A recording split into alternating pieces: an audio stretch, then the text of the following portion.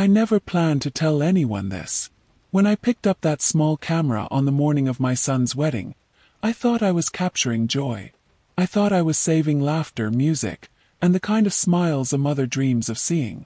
Every parent waits for that moment. The walk down the aisle, the vows, the celebration that says, "You did well. You raised him right."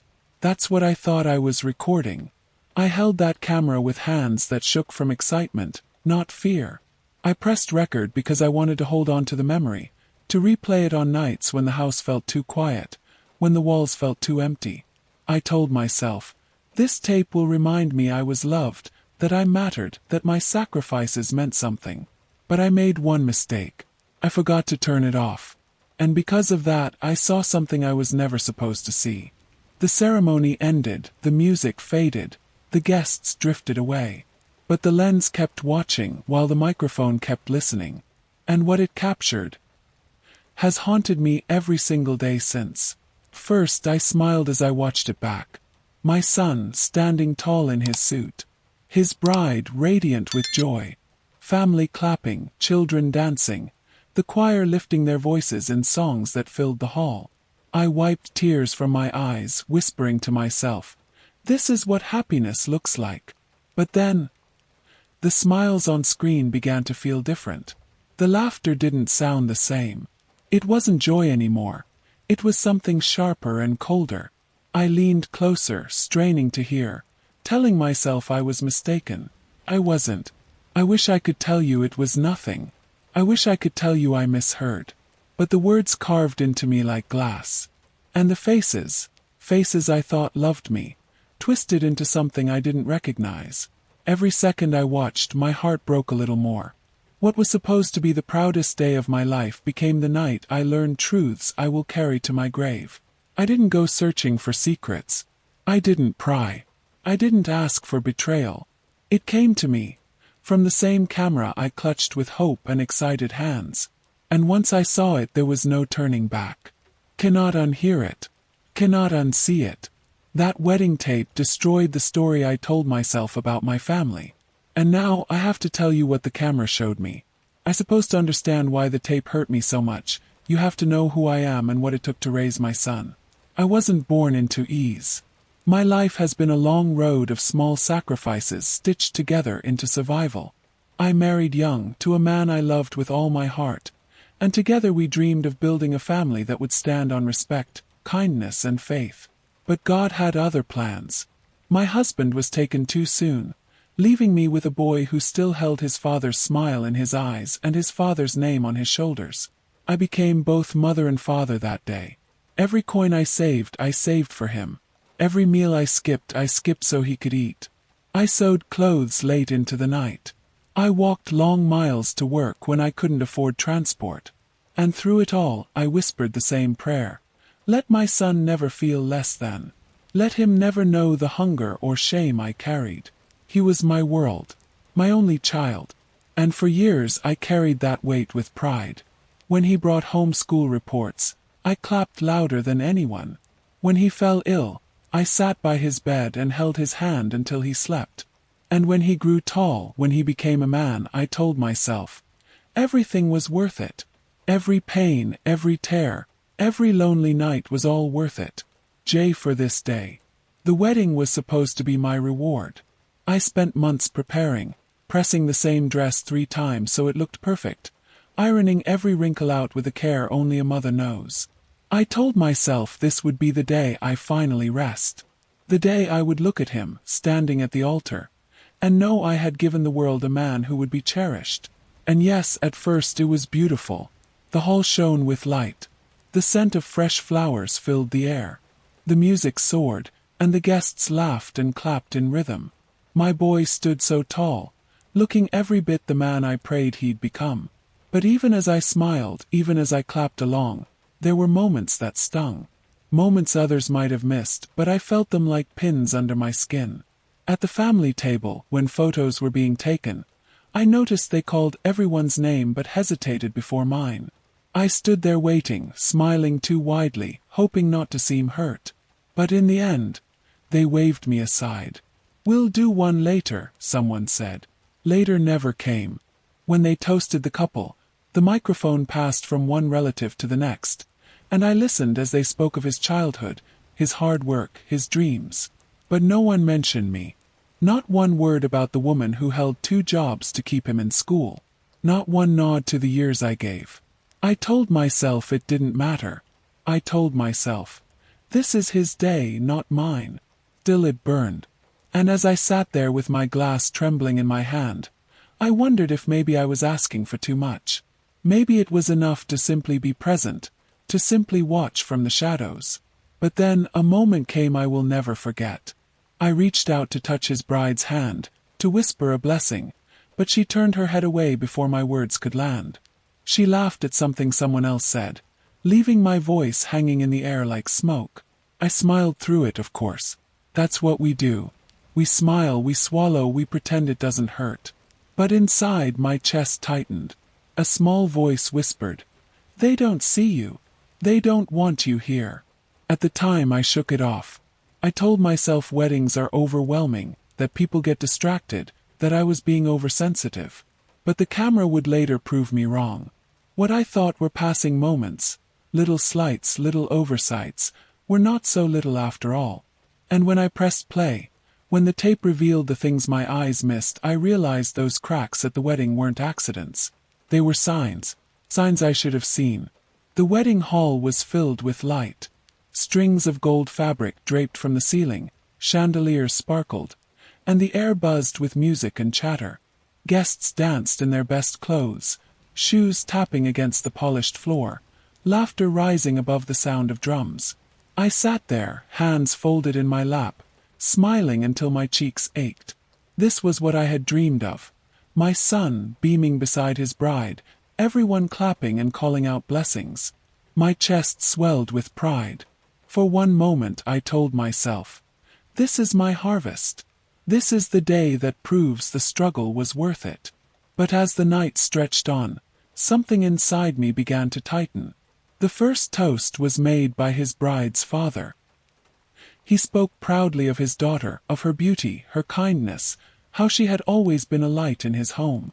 His words were full of laughter and memories. The hall erupted in applause. Then the microphone passed to another, a cousin, then an uncle. One after another, they rose, glasses raised, words flowing like honey. They spoke of his achievements, his good character, the man he had become.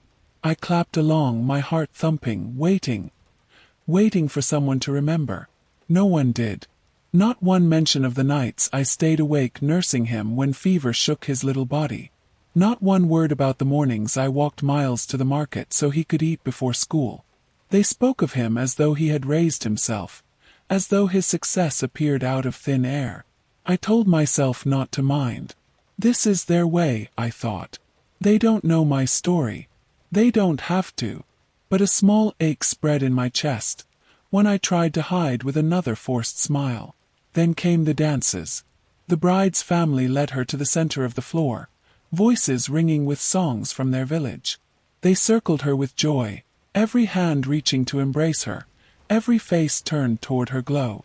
When it was my turn, I stood slowly, clutching my wrapper tight, and stepped forward to dance for my son. But even as the drums beat louder, the circle around me was thin. Some cousins drifted away. Some guests barely clapped. I swayed on my own, smiling wide, though inside I felt the emptiness of being half celebrated. Later, during photographs, I tried again. The photographer called for the family. Chairs scraped, heels clicked, everyone hurried forward. I rose too, smoothing my dress, eager to stand beside my boy. But just as I reached the group, a voice cut through the air. "No, no, let's just do the young couple and their close friends first." Froze. My smile faltered, but I stepped back, nodding as though I agreed. I told myself there would be time later. Yet as the flashes went off, as laughter filled the air, I was left standing at the edge, my hands twisting the hem of my shawl. And then the whispers. They weren't loud, but the words found me all the same. A woman behind me leaned close to another and said, "She looks so tired tonight." Another replied, "Well, what do you expect? She's old." They should have seated her further away. I held my breath, cheeks burning, but I didn't turn around. I told myself they didn't mean harm. I told myself it was just chatter, nothing more. Still the ache grew heavier. At the dinner table, as plates clattered and glasses were filled, I tried to bless the couple quietly. I reached for my new daughter-in-law's hand, smiling gently. She turned away before I finished my sentence, laughing at a joke someone else had made. My words hung in the air, unfinished, invisible. For the rest of the evening I watched from my seat. I watched them dance, I watched them toast, I watched them sing. And though I smiled, though I clapped, something inside me whispered, "You are here, but you are unseen." At that moment I told myself it was just stress, just nerves, just the way big weddings can overwhelm and distract. But the camera remembered more than I wanted. The house was quiet that evening. The wedding had come and gone, the guests had left, and I was alone with the silence. I sat with the little camera in my hands, the same one I had carried like a treasure all through the celebration. Press play. First, it was everything I hoped for. The screen lit up, and there he was. My son walking down the aisle, his head held high. My eyes filled with tears as I watched him smile, the same smile his father once had. I pressed my hand to my chest, whispering, "Look at him, my boy, my miracle." I saw the bride gliding toward him, her dress shimmering under the lights. The choir's voices filled my small living room, and I felt myself transported back into that hall, surrounded by music, surrounded by joy. I laughed when I saw myself on the screen, clutching my wrapper too tightly, clapping off beat, my face wet with tears. I didn't care how I looked. I only cared that I was there, present and alive to witness it all. For a while, I forgot the emptiness of my house. I forgot the ache in my knees, the loneliness of my nights. The tape gave me back the laughter, the applause, the dancing feet on polished floors. But then the sound shifted. Happened suddenly. The bride and groom had just stepped away from the dance floor, and the camera, left running on its tripod, caught more than I realized. The music softened, the clatter of plates rose, and voices I hadn't noticed that day, slipped through the speakers. At first, I leaned forward, straining to catch the words. I thought it was nothing, just chatter, just noise. But then I heard it clearly. A woman's voice, low but sharp. "Look at her dress. Doesn't she know when to let go? She looks so out of place." Another answered, laughing softly, "Well, what do you expect? She's old. She's clinging to attention that isn't hers anymore." The laughter that followed was cruel. Froze. My hand covered my mouth as if to keep the words from cutting deeper. My eyes blurred with tears, but I forced myself to listen again. "She's lucky they even gave her a seat so close," another voice sneered. "If it were me, I'd have kept her in the back." More laughter, louder this time. And as I sat there, the joy I had been holding onto unraveled.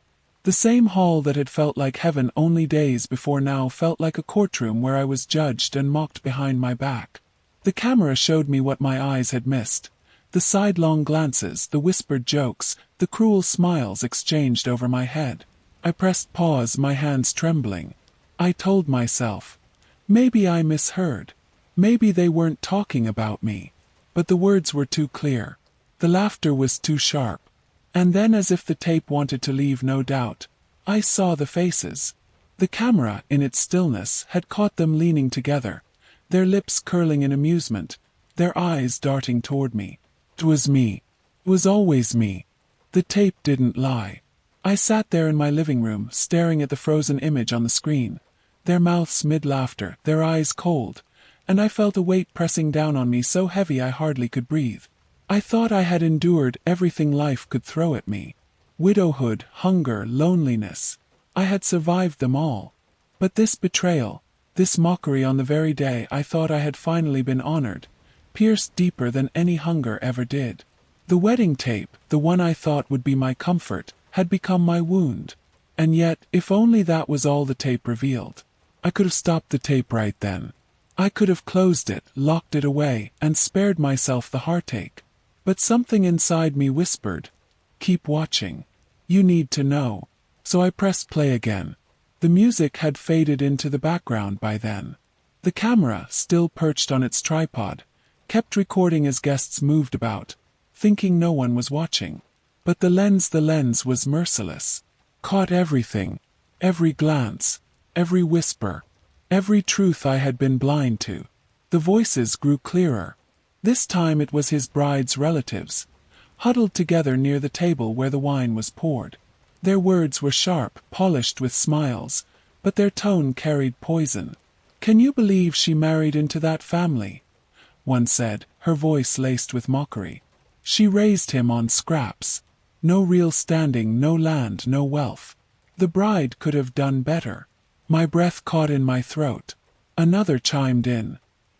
"Exactly. Although he's educated and promising, but look at his roots. Look at her. Wrinkled, worn, barely holding herself together. That's the mother-in-law. What an embarrassment." Their laughter rolled through my little living room like thunder. Pressed pause. I sat back, clutching my shawl so tight the threads dug into my palms. I whispered to myself, No, maybe I misunderstood.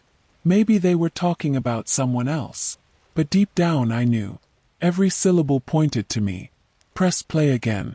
This time I heard a man's voice. Older, heavy with drink.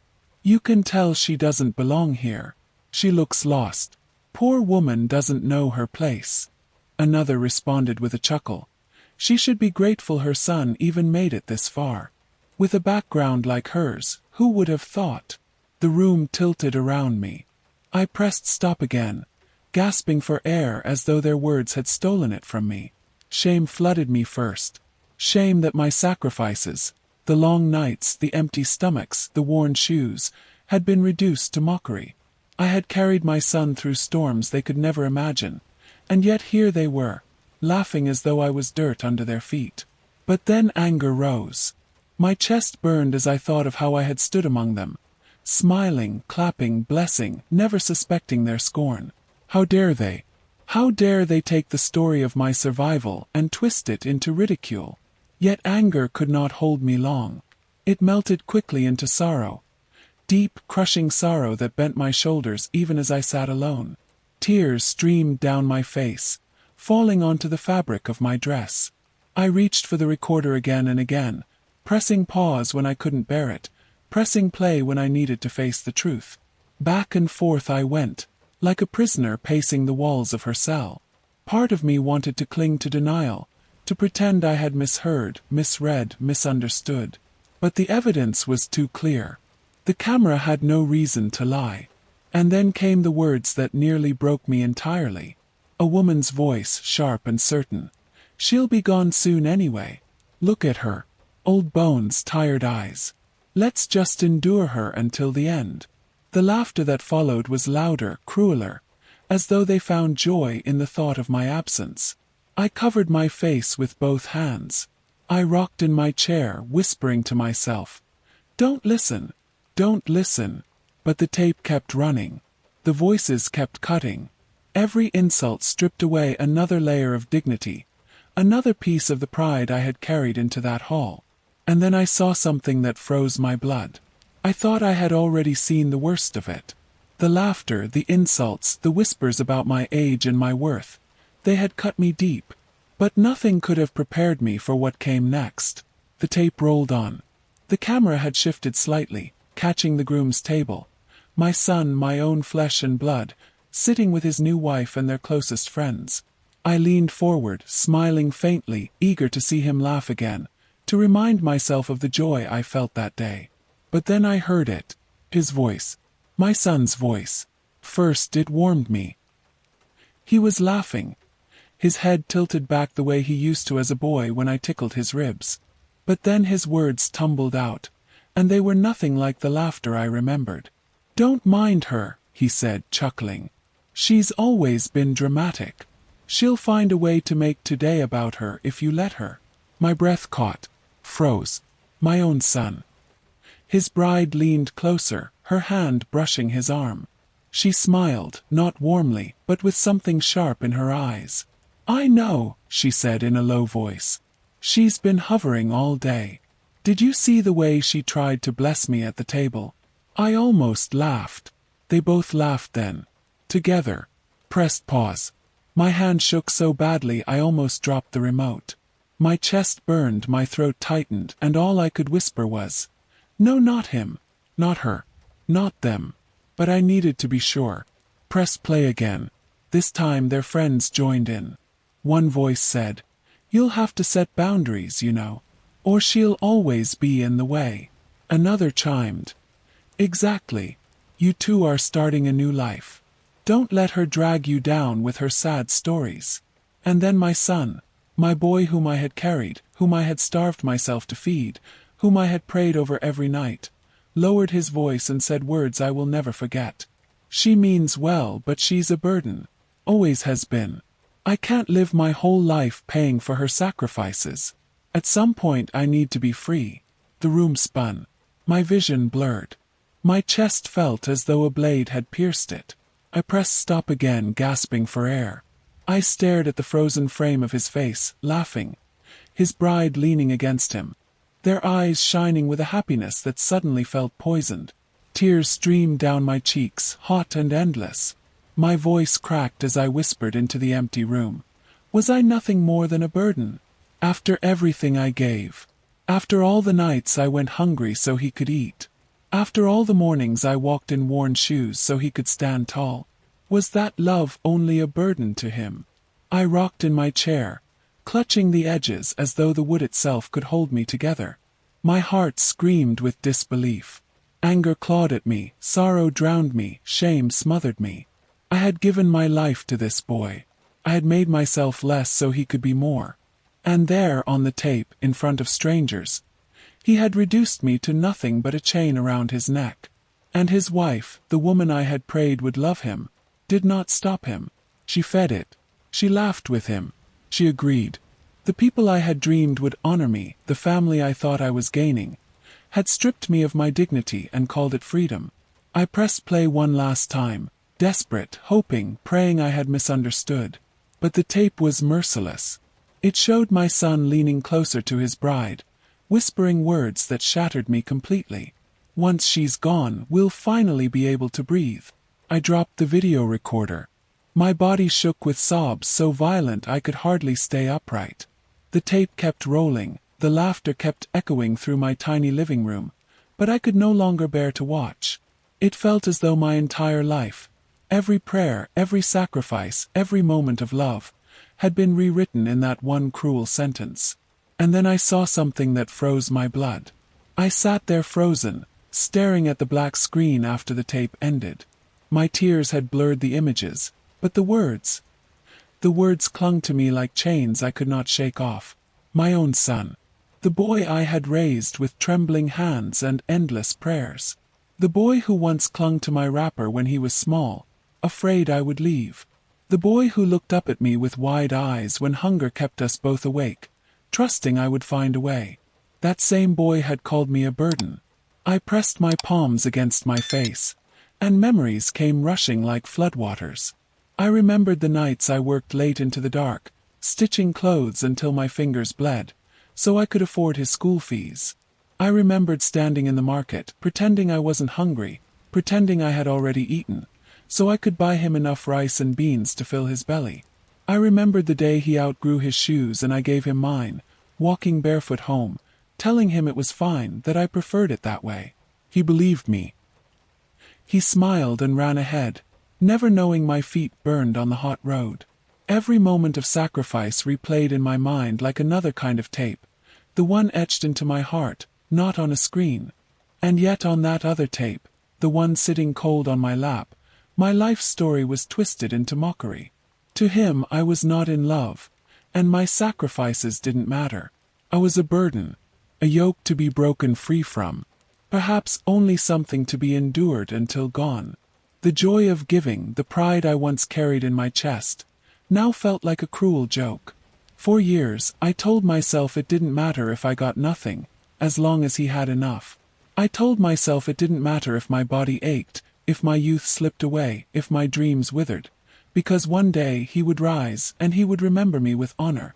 But the camera showed me I was wrong. Instead of honor, there was shame. Instead of gratitude, there was laughter. My heart wrestled between two truths: the joy I once felt in giving, and the pain of realizing that my giving had left me forgotten, unappreciated, even despised. I whispered into the empty room, my voice shaking. Did my love mean nothing? Did my sacrifices turn to dust? Was my whole life just a burden placed on his shoulders? The silence answered me with cruelty. Only the faint hum of the camera remained. For hours I sat there, rocking in my chair, replaying both tapes in my mind. The one of sacrifice and the one of betrayal. Back and forth they went, clashing, tearing at me. I remembered holding him as a fever burned through his body, cooling his skin with wet clothes. I remembered pawning my wedding ring just to buy him textbooks. I remembered praying, begging God to let me live long enough to see him stand at the altar. And now here I was, alive, witnessing it, and broken in ways I could never have imagined. The more I thought, the heavier the sorrow pressed. Yet under the sorrow a slow burn began. Anger, yes, but also something else. A resolve I had not expected. Because here's what they didn't know. I still had the camera rolling. Everything they said. Every whisper. Every laugh. Every betrayal. It wasn't just burned into my heart. It was captured, saved, stored. And one day they would see it. I did not scream when I heard those words.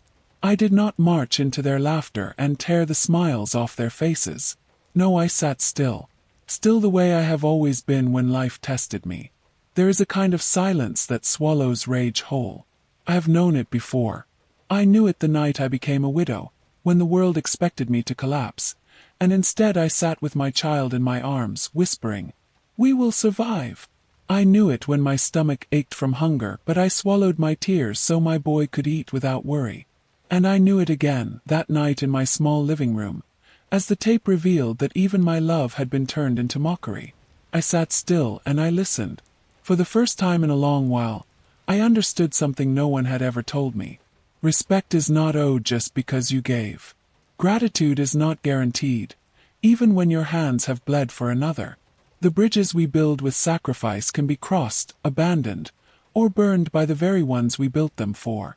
That is the pain of generations.